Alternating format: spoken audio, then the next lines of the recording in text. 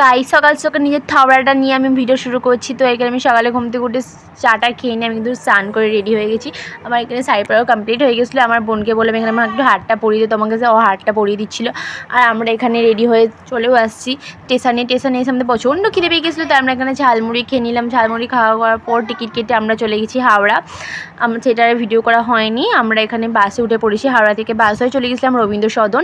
হ্যাঁ, আমরা যাচ্ছি আমাদের কবিগুরু রবীন্দ্রনাথ ঠাকুরের জন্মস্থান জয়সাগর ঠাকুর বাড়িতে।